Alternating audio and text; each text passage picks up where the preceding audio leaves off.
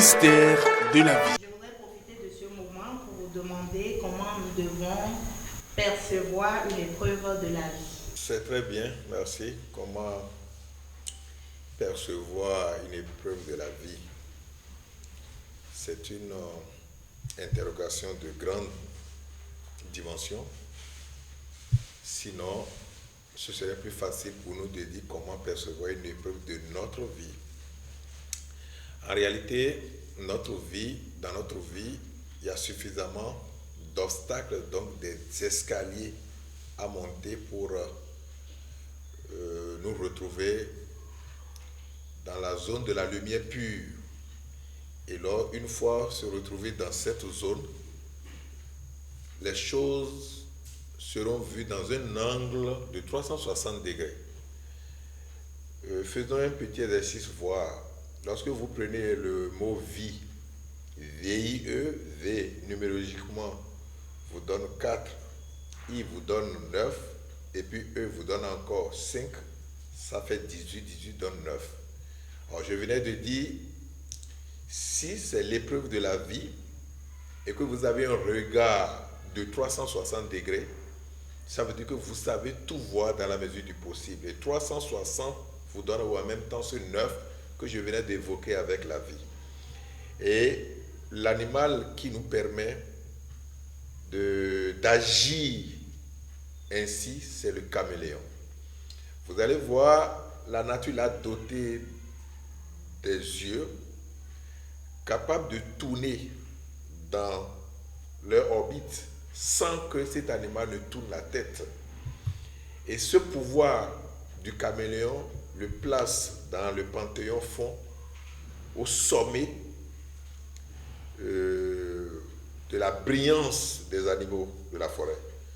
On l'a pour les fonds, le caméléon incarne le Segbolissa. C'est pas pour rien. Et regardez bien les objets d'art qui sont retrouvés de nos grands artistes qui sont ramenés. Et vous allez voir sur un tableau la lune et le soleil et au centre le caméléon. C'est pas pour rien qu'on a mis le caméléon au centre de la lune et du soleil pour dire que pour retrouver ou pour devenir un avec votre divinité, votre déité, votre Dieu, vous devez associer la lune au soleil. La lune, c'est votre côté gauche et le soleil est votre côté droit. Si vous arrivez à unir ces deux côtés, vous aurez la possibilité de voir la vie dans son total. Et quand vous voyez la vie comme ça, vous avez la connaissance des lois, vous avez la connaissance des principes, vous avez la connaissance des lois des humains, vous avez la connaissance des lois morales, c'est-à-dire des lois de la nature, et vous avez la connaissance des lois spirituelles. Je viens d'évoquer 3 dimensions de compréhension des choses. Lorsque vous êtes dans la loi des humains, vous pouvez voir plus que l'humain qui aurait établi cette loi-là. Ou vous pouvez tomber dedans parce que l'humain a maîtrisé assez de choses que vous ne maîtrisez pas. On vous juge au tribunal à partir des lois de la République. Et ces lois peuvent évoluer dans le temps et dans l'espace. Et les lois morales, c'est les lois de la nature qui ne changent jamais et qui sont toujours là, mais dont la violation vous soumet à une épreuve. Et cette épreuve maintenant, vous devez grandir par vous-même pour la transcender. Alors que la loi spirituelle, lorsque vous arrivez à maîtriser la loi spirituelle, vous pouvez violer une loi morale, une loi de la nature sans être puni. C'est-à-dire quoi? Vous êtes suffisamment au sommet de la compréhension des choses que vous violez même la loi de la nature et vous n'êtes pas puni. Je donne un exemple. Vous connaissez la saison des pluies. Et avant que la saison des pluies n'arrive, vous préparez votre champ pour la nouvelle semence. C'est normal, c'est la loi naturelle des choses. Mais vous pouvez dépasser cette dimension des choses. C'est-à-dire quoi? J'attends pas forcément la saison des pluies. je défriche mon champ, j'engraine mon champ, ma terre, avec peut-être des substances organiques naturelles, et j'arrose moi-même mon champ. Donc je vais chercher de l'eau pour arroser mon champ, et je sème. J'aurai la récolte qu'il faut. Je viens de faire quelque chose qui est au-dessus de la loi morale, mais dont je ne subis pas la punition. Cela m'élève parce que j'ai réfléchi et j'ai compris les choses autrement. Et je n'attends plus que les choses soient pour moi ma punition de tous les jours. Et donc, du moment où vous n'êtes pas avancé déjà dans la loi des humains, vous n'êtes pas avancé même dans la loi de la nature, vous n'avez pas la possibilité de voir les choses de façon juste. Et puisque vous ne voyez pas les choses de façon juste, vous ne pouvez pas traiter ces choses-là. Vous avez une épreuve devant vous qui n'est même pas une épreuve. Mais puisque vous ne savez pas voir les choses de façon juste, pour vous c'est une épreuve, et donc cela vous assomme. Et vous ne voyez pratiquement rien. Et puisque vous êtes assommé dans votre ignorance, la vie devient compliquée pour vous. Et si je prends l'exemple de football, mais c'est quand même beaucoup d'épreuves sur le terrain. Mais pourquoi la touche, cela anime les uns de point de vue émotion pure, et cela anime d'autres de point de vue émotion où ces derniers devaient couler les larmes. C'est-à-dire quoi?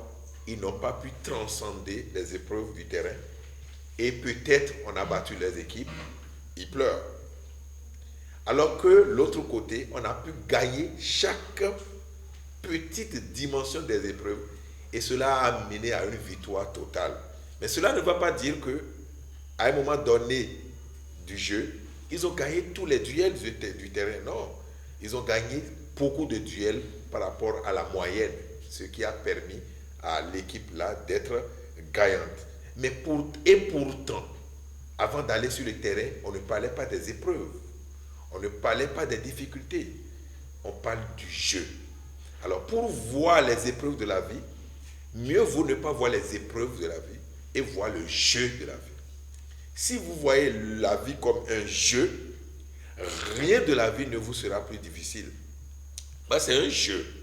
Et la nature a calqué en nous la possibilité de même jouer tout jeu compliqué ou complexe.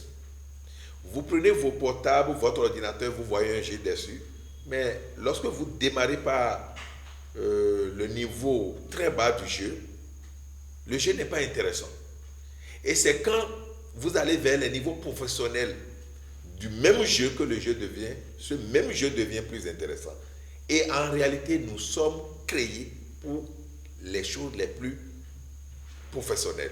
Nous sommes créés pour affronter ce qui est intéressant. Et regardez que lorsqu'on parle de classico, et tel joueur, on dit Barcelone face au Real de Madrid, vous allez voir le nombre de personnes dans le monde entier qui regardent un match du genre. Mais lorsqu'on dit une simple équipe de 3e division face peut-être, le jeu n'est pas intéressant et il n'y a pas un homme important à regarder ce jeu. Vous devez rendre votre vie rare à partir de votre conscience, à partir de votre manière de voir. Et lorsque vous devenez rare, c'est-à-dire vous êtes capable de voir comme le caméléon, les 360 degrés. Et donc vous voyez dans le cercle et non une partie du cercle. Quand vous regardez une partie du cercle, vous trouverez forcément des épreuves. Vous regardez une partie du cercle, vous allez trouver des difficultés. Vous regardez une partie dans une partie du cercle, vous allez trouver des problèmes. Mais si vous regardez tout le cercle, vous allez trouver des jeux. Et lorsque vous êtes en face du jeu, vous vous amusez. Vous vous amusez et vous vous nourrissez des émotions de gloire, des émotions de gaieté, des émotions de satisfaction. Ce qui est intéressant, c'est que lorsque dans votre tête, vous savez que c'est un jeu, vous avez envie d'aller affronter. Mais lorsque dans votre tête, c'est une épreuve, vous tentez à la fuir. Et quand vous tentez à fuir l'épreuve, alors qu'au sein de l'épreuve, l'épreuve sait qu'elle est un jeu, elle vous pourchasse. et vous allez courir tout le temps. Et vous finirez forcément par faire le jeu. Et au début, ce serait une épreuve. Mais lorsque vous allez gagner, une fois, deux fois, trois fois, quatre fois, vous verrez que cela deviendra comme du jeu pour vous. Et ce seraient les autres qui n'ont pas pu affronter la même épreuve qui vont vous fréquenter afin que vous leur donnez la possibilité d'en faire comme vous avez l'habitude de faire.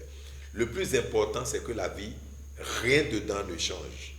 Ce n'est que vous qui devez changer pour pouvoir voir la vie peut-être facile, pour pouvoir prendre les épreuves comme du jeu.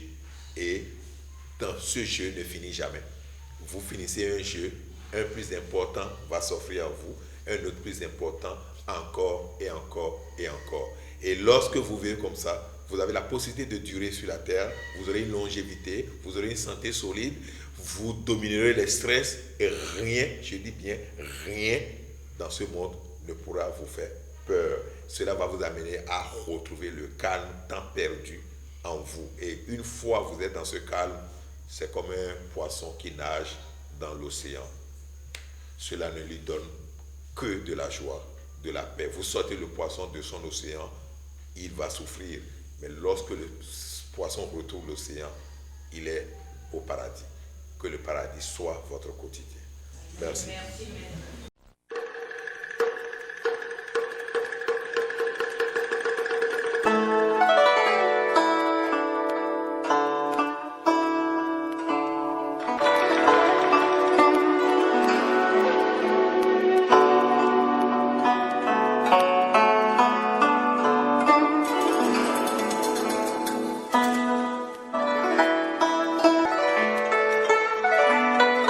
Mystère de la vie.